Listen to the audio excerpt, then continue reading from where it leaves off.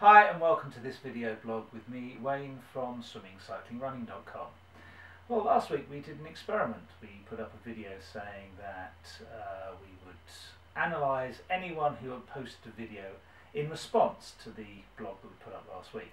Well, we've had 2 responses so far. That's not too bad considering that people really either have to have a video or arrange to have a video made.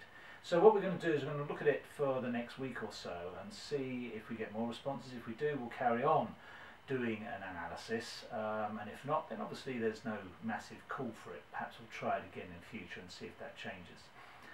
So we had Chris and Keith post videos up on the web, and now we'll go to the computer and we'll do some analysis for them. Okay, so here we are again in front of the computer screen, and we're looking at Chris. Chris has sent me 2 videos, one from the front and back and one from the side. Unfortunately, they aren't the best quality, but we can help Chris out nonetheless. The first thing I'll say is, Chris, these shorts, oh no, they're drag shorts. They're not the type of things you really want to be wearing when you're trying to perfect your stroke. They just drag your back end down and stop you moving forward. Drag shorts have a place, but not when you're trying to perfect your stroke, really. Okay, so let's set you moving. The first thing to notice is you're very much kicking from the knee and not from the hip, which is where you really want to be kicking from. If we take that back, you can see your leg starts bending at the knee where the knee bends downwards. If your leg had come up to the surface, if your whole thigh had come up to the surface and then it had bent, you'd be kicking from the hip, which is where you really want to. The second leg, as you can see, you've got the foot on the surface, the hip near the surface, and the knee actually not near the surface, which does tend to say that you are kicking from the knee and not from the hip, which is where you want to kick. Your body position is with your shoulders on top of the water and nothing else is really approaching the water apart from your feet, which suggests you're swimming at a slant. So your head and shoulders are up, and to some extent your hips and legs are going to be dragging slightly behind you. That hand's coming around exceptionally quickly, which is just part of that hand centricness that I suggested you had. Let's just take you to coming back. Okay, we're just about to get it into focus here. Now, as your hand comes forward, as I said, you drive the hand round, and you can see you're just about to cross the centre line of your stroke here. When your hand comes in, it should be relaxed. Your arms should be led by the top of the arm, the deltoids, right at your shoulder, and your hand should be placed in the water roughly in front of your shoulder, not crossing anything, so you're well out of line there. And you can see here you've dragged your hand straight across the centre line. I'm assuming it's because you actually dropped your elbow there, and if you drop your elbow, your hand has to stay in that position. If you had grabbed the water, which would entail actually keeping the elbow high and pushing your hand low, your hand would still be in line virtually with your shoulder, and then it would come underneath your body. We'll just have a look at the other hand as it comes in. Again, you threw the hand forward. That's bleeding out. What will happen here? You've dropped the elbow, it seems, there, and straight across the centre line of the body. You've also got a very narrow angle between your upper arm and your lower arm. It should be about 90 degrees at best. So it would actually come something like that. Okay, I think that's all we can see really from this particular video. We'll take a look at you from the side now. Now I want you to look at your recovery arm in relation to your leading arm. Now, until your recovery arm is past your shoulder, the elbow and the hand passes your shoulder at that point, then the leading hand should move from the surface or from the catch position. Until then, the only thing it should really do is move into the catch position. But if you look here, your arm's still back, your whole arm is still back, it's not being led by the shoulder forward. And the other arm has completely driven down and has virtually finished its stroke. You can see it's through half its stroke. There, it's gone even further back.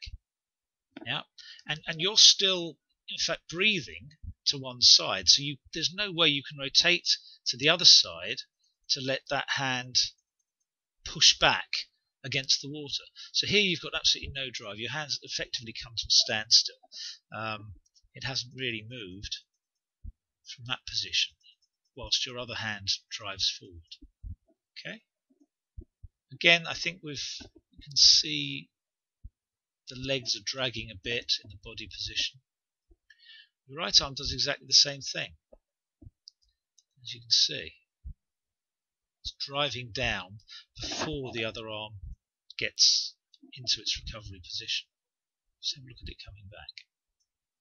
There's a bit of glare on the water here, so apologies for that. So this hand recovers, can't see the other hand.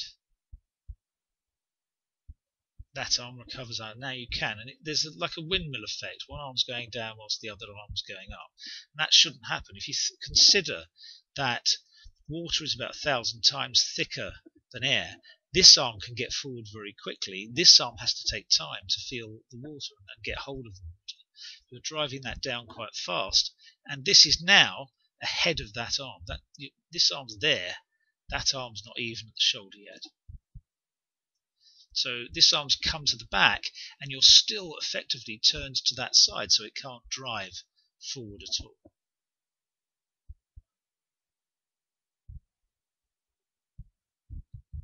There we go. We can suggest some drills for you to get more balanced and more relaxed in the water, and to develop your catch, which is really the things that are missing. So you need to be balanced where your body is right on the surface.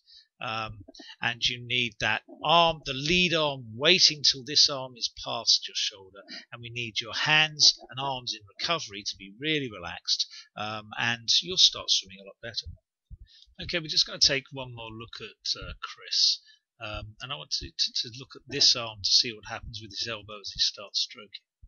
I think there you see that the elbow suddenly bends, and the actual upper arm is now dragging back the lower arm, and the elbow's completely gone down. The hand's now going across the body. That is something we really do have to work on. You can see that elbow's leading it, or the upper arm's leading it all the way. So from there, we want to see what's happening with the elbow. Bang! The elbow bends at that point, and really, the elbow should still be on the surface, and the forearm should be dropping into the catch position. That's just not happening. There we go. You see it again. Okay, it's just something we wanted to confirm was happening, so that we could suggest obviously corrective practices. Okay, we're now going to take a look at Keith. And Keith's body position is very much on the surface, except for his legs, which seem to be drooping a little bit below the surface. He's very much hand-centric again. If I take the action stopping there, you can see how fast his hand's rushing forward, and that's going to put him slightly offline at the front end of his stroke. We'll see that slightly later. As he comes back at the back end of his stroke, you can see that you haven't rotated your hips or body to the other side, so you're now in the way of your hand that's driving back. And we get a huge splash as you come out the water, and that I assume is partly because of the lack of movement that you can have because your hips aren't out the way, and partly because you're trying to rush that hand out the water. Really, as your arm exits the water, it should just release the water and lift out, and then be brought forward by the deltoid muscles, mostly here, raising the upper arm, and the lower arm just following. We'll see what happens as you lift your arm out here. Again, massive amount of water coming out. Now, if you're pushing up and getting that, then you're obviously pushing yourself down. And if you're pulling forwards to get that, which it doesn't actually look like, if you see, you're rushing upwards really to get that hand out the water. You're bound to be pushing yourself down in some respect, whereas at that point you should be pushing back in the water, release, and the arm comes up. We'll see that the hand has overtaken the elbow before it gets to the shoulder, but not to the same extent that happened with Chris. The hand's rushing forward there much faster than it could be. You also aren't quite windmilling. That arm has stayed behind this advancing arm, yeah, it's not level with it, but it still should be at this point slightly closer to the surface than it is.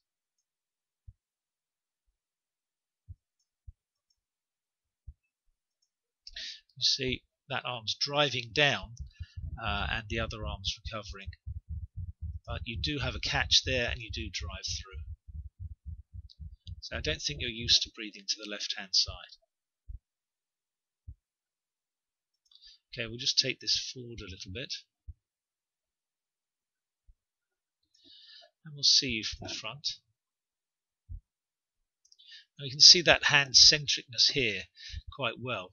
You're now rushing the hand to get forward, and as it does you can see it's crossing over and pushing sideways into the water, but really you want it placed in the water level with the shoulder.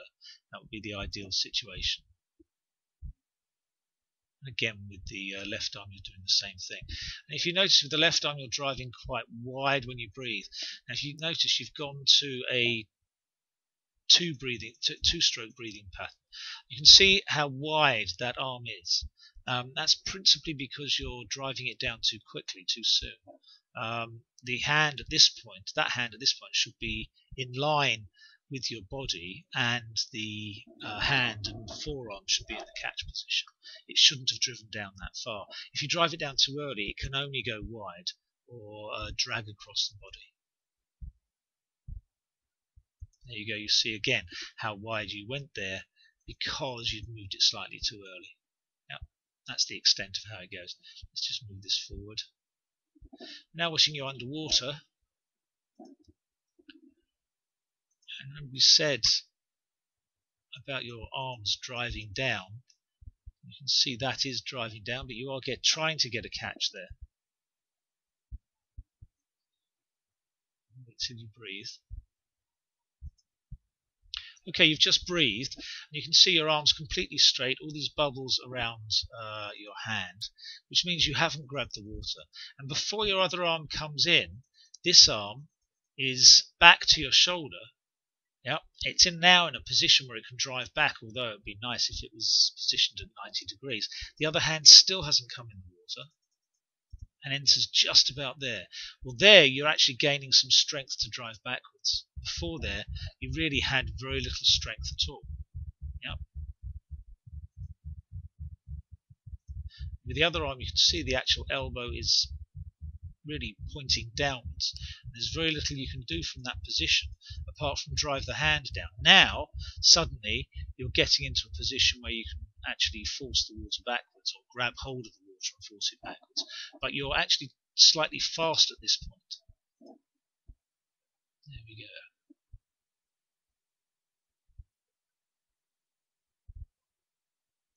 Now, this is what I said about your hand before. I said you were coming to the back end of your stroke, but your hips weren't rotated out the way, so your hand could drive backwards. And there you see, your hips are still flat in the water, so you're now outside your body width, driving backwards, and your hand's driving up. That creates that big splash.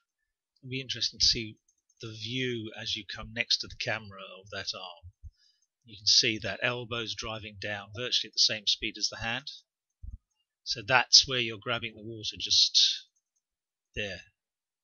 But if your elbow was high, you'd actually grab it much, much earlier. That again, driving the elbow down, you are breathing to the right hand side. So that's more likely to happen. There, you're starting to grab the water and use your strength. Alright, here's a drill that would be the basis for straightening out your body and making sure you get the hips out of the way with good rotation. And that's kicking on your side, turning your head to breathe. You can see these swimmers just kicking on their sides, trying to push their chest in the water from that point. They've got their arm on their side, and they want the whole arm and the hand out of the water all the time if they can possibly do it. So you can see they're swimming on your side, everything's pointing to the side of the pool, your chest, your hips, your thighs. You just turn up to breathe, turn back in again, and try and press that chest into the water from just above the nipple area. That'll get you started on good rotation and ease of breathing. Once you know you can breathe this way, you're not so worried about breathing and you're not so worried about pushing your head out of the water. From that drill, we go to kicking on your side, changing every just about 8 kicks. You can see the swimmer here, she's rotating, she's keeping that arm on the surface, virtually out the water. She's breathing independently of the turn, which is quite important. You don't want to turn and breathe at the same time. Here I think it's Dermot, and Dermot, as he breathes, he tends to lift his head. So he's on the surface, really nice position here, and as he breathes, the actual body position will slightly change. He hasn't breathed yet. Yes, he has. There we go. And you see the body position changes where he twists his body. You want to avoid that if you can. Just keep pressing into the water. Otherwise, you can set up a seesaw motion, which gets your head lifting out the water, then in the water, then out the water, then in the water. That's exactly what you want to avoid. Alright, the next drill that we're going to suggest is finger drag. Here's where you just drag the tips of your fingers through the water on every stroke. And if you do this by dragging your hand behind your arm, you'll have a really nice relaxed forearm, and you'll be leading the stroke with the upper arm, as you can see Dave doing here. You can see it's just a really nice relaxed stroke all the way through. And you place your hand straight in front of your shoulder, virtually fully extended. There's none of this slide the hand in the water. It's virtually placed in, fully extended as you get there. Really nice relaxed stroke. Alright, to keep this relevant to both of you and within reasonable time limits, the last drill I'm going to suggest that both of you do is single arm with a kickboard. So you isolate one arm by having a kickboard, keep that arm ahead. What you're trying to do is come in next to the kickboard, point the hand and arm down, and then drive backwards and rotate out the way. So you'll do this changing arms by length, and the arm comes in, you try and lower the hand and the forearm and drive back. Slowly but surely you'll get better and better at this, and this will really start to develop a good catch. Remember one thing, rotate to both sides as you do it. As you come forward, rotate to gain reach, and as you go back, rotate to get those hips out of the way. If you have a look at Chris here, he's doing it reasonably well. He's only just started it. So he'll hand in, arm down, and then drive backwards with the hips out the way. Okay, so there you have it, 2 sets of analysis done on people who have similar and different problems. I think one's obviously at a different stage to their triathlon career than the other. But remember one thing, when you're trying to change elements in a stroke, it doesn't happen overnight. You have to drill and practice and practice. And if you can't do something slowly, you haven't a hope in hell of doing it fast. So all these things have to be done with control and slowly to ingrain them in your muscle memory. Remember, you've been doing the same thing perhaps for years, and to change it does take time. Okay, well next week I will do this again if we have some more video postings on YouTube. If not, then we'll be back to the weekly blog, and it'll be speed in your triathlon training. Okay, see you then. Hopefully you've enjoyed this week.